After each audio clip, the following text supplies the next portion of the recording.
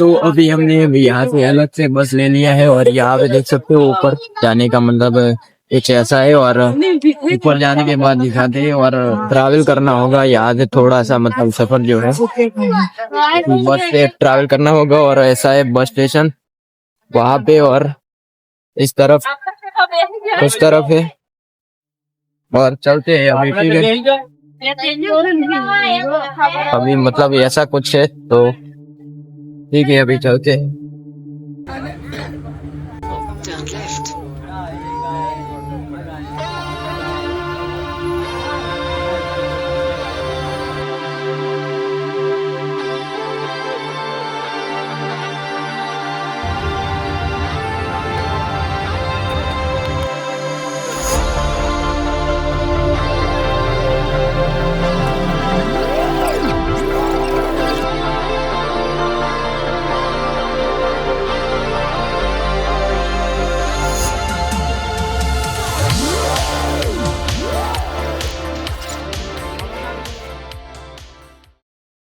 दोस्तों, अभी सुबह के 4:30 बज रहे हैं और हम बस से पावागढ़ पहुंच चुके हैं।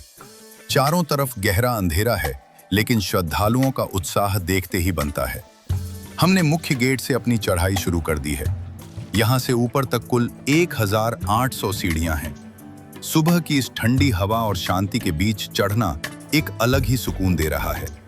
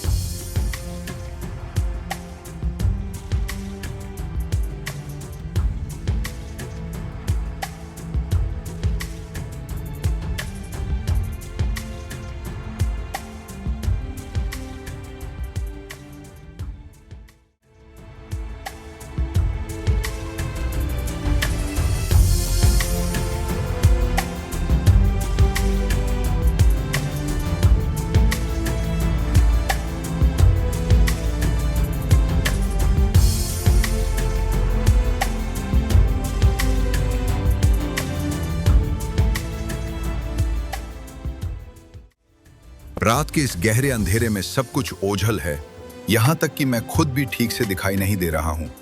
बस इन छोटी दुकानों की टिमटिमाती रोशनी और ये सीढ़ियाँ ही इस खामोशी में रास्ता दिखा रही हैं।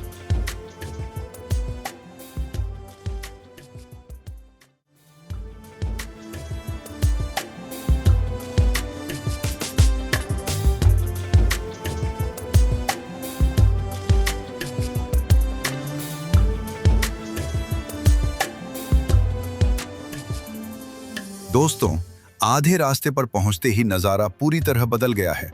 जरा देखिए इन अंधेरी सीढ़ियों की खूबसूरती और यहां से नीचे का ये अद्भुत नजारा। फिलहाल हम यहां बीच में बैठकर थोड़ा रेस्ट कर रहे हैं ताकि आगे की चढ़ाई के लिए एनर्जी बनी रहे।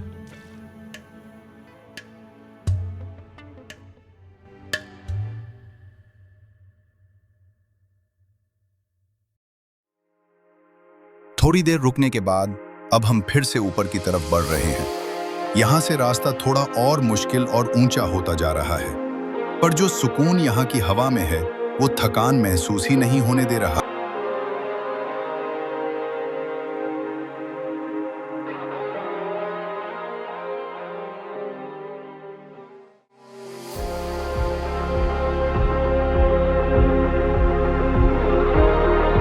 अभी मैं ऊपर की तरफ चढ़ाई कर रहा हूं और जरा मेरे पीछे का नजारा देखिए। अंधेरे में शहर की ये टिमटिमाती हुई रोशनियां कितनी जादुई लग रही हैं। और देखिए, ये है रोपवे का वो विशाल खंभा जिसके नीचे की चमकीली चौकी दूर से ही सूरज की रोशनी जैसी चमक रही है। ये नजारा वाकई बहुत ही अनोखा और खूबसूरत है।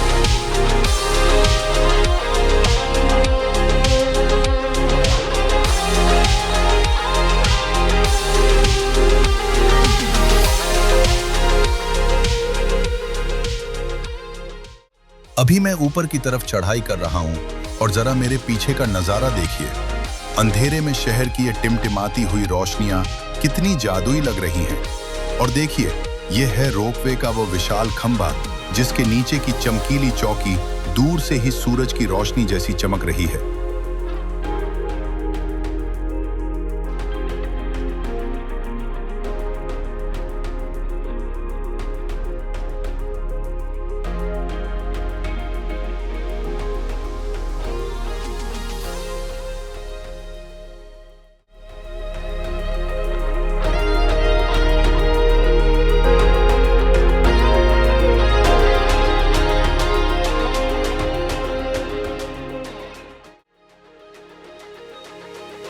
रास्ते में ठंडाई और रिफ्रेशमेंट की बहुत प्यारी दुकानें सजी हुई हैं। सन्नाटा तो है, पर हवाओं में माता जी के जयकारों की गूंज भक्ति का एहसास करा रही है। चलिए इस पावन सफर को आगे बढ़ाते हैं।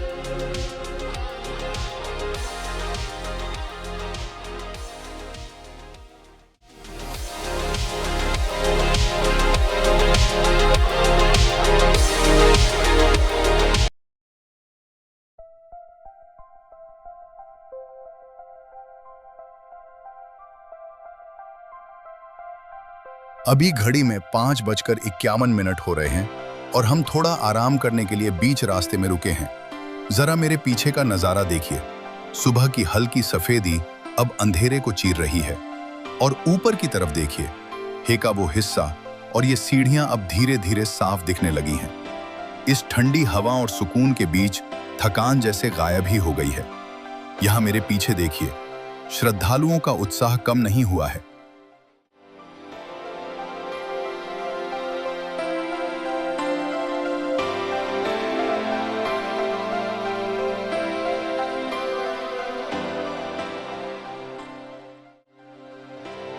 लेकिन यहाँ देखिए, कुछ श्रद्धालु ऐसे भी हैं जिन्होंने स्वेटर तक नहीं पहना है। शायद माता की भक्ति का जोश ही उन्हें इतनी ठंड में गर्मी दे रहा है। मुझे तो वातावरण में काफी बदलाव महसूस हो रहा है, एक अजीब सा सुकून और हल्की सी कपकपी भी। और यहाँ देखिए, हमारे साथ जो लोग हैं वे माता जी का लाल ध्वज हाथ में लेकर पूरी आस्था के साथ आगे बढ़ रहे हैं।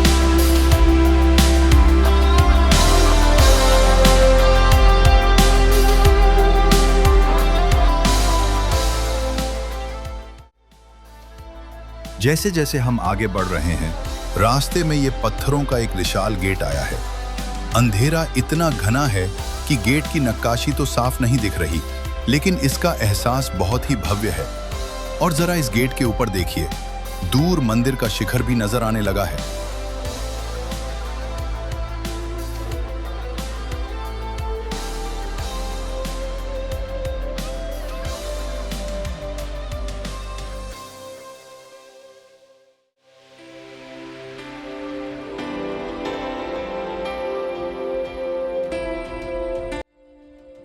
फाइनली हम चढ़ाई चढ़कर इस सीधे रास्ते पर पहुंच चुके हैं। यहाँ का नजारा देखिए, भोर का समय है और श्रद्धालुओं की भारी भीड़ माता के जयकारे लगाते हुए ऊपर की तरफ बढ़ रही है। यहाँ से अब मंदिर साफ दिखाई दे रहा है, जो देखने में बहुत ही दिव्य लग रहा है।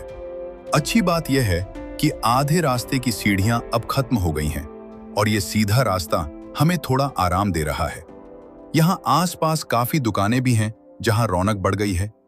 बस अब यहां से कुछ ही सीढ़ियां बची हैं जो सीधे हमें मंदिर के मुख्य द्वार तक ले जाएंगी।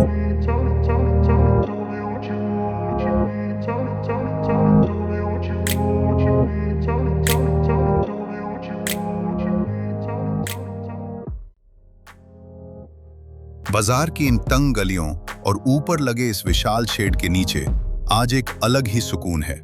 चारों तरफ श्रद्धा का शोर है और मन में बस मां के दर्शन की आस। वाह, यहाँ का नजारा वाकई बहुत शानदार लग रहा है। बाजार की यह रौनक, दुकानों पर सजे हुए ताजे श्रीफल और लाल चुनरियां, ये सब देखकर मन में एक अलग ही श्रद्धा और उत्साह जाग जाता है। ऐसा लग रहा है जैसे पूरा रास्ता ही भक्ति के रंग में रंगा हुआ है। 15 साल की उम्र से लेकर अब 21 साल की उम्र तक मैंने इस जगह को बदलते हुए देखा है। पुराने मंदिर की यादें अपनी जगह हैं, लेकिन यह नया और भव्य रूप यकीनन इसकी खूबसूरती में चार चांद लगा रहा है। जैसे जैसे हम ऊपर की तरफ देख रहे हैं, मंदिर का शिखर और उसकी नक्काशी इस ऊंचाई से बहुत ही दिव्य और आकर्षक लग रही है। नीचे बाजार का यह विस्तार बताता है कि यहाँ कितनी आस्था जुड़ी है। श्रद्धालुओं की भीड़ और इन दुकानों का शोर भी एक सुकून देने वाला अनुभव है।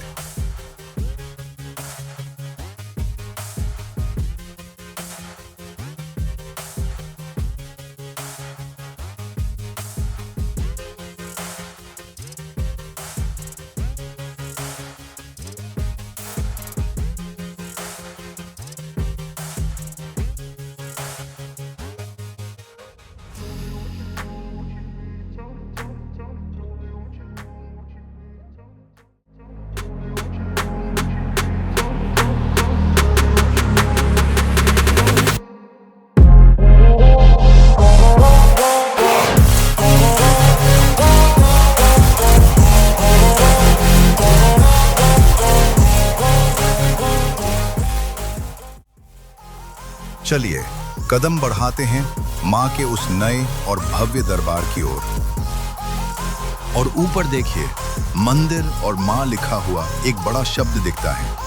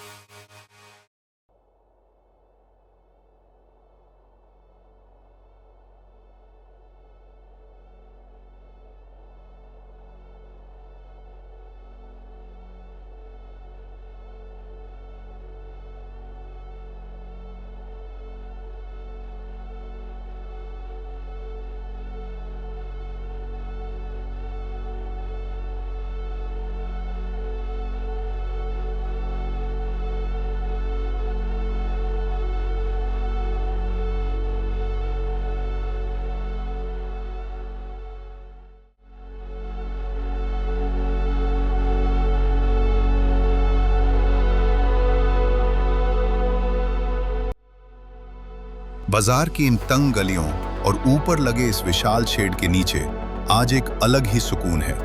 चारों तरफ श्रद्धा का शोर है और मन में बस मां के दर्शन की आस। नजारा सच में बहुत शानदार है।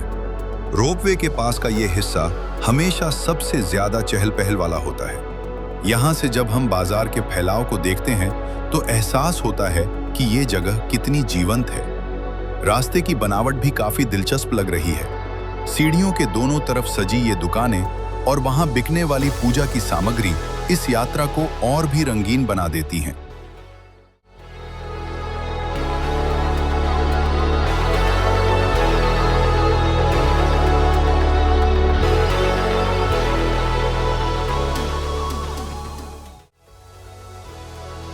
बीच बीच में आने वाली ये सीढ़ियां और फिर थोड़ा सीधा रास्ता चढ़ाई की थकान को कम करने में मदद करता है। यहाँ से ऊपर की ओर देखते हुए जो मंदिर का दृश्य दिखता है वो थकान मिटाने के लिए काफी है। चारों तरफ जो श्रीफल, माता जी की चुनरी और प्रसादी की दुकानें हैं वे भक्ति के माहौल को और गहरा कर देती हैं। ये सीढ़ियां भले ही थोड़ी थका देने वाली हैं, लेकिन जब साथ में पूरा परिवार हो तो हर कदम आसान लगने लगता है। अपनों की बातें, वो हंसी मजाक और ये पथरीला रास्ता, यही तो असल यात्रा है।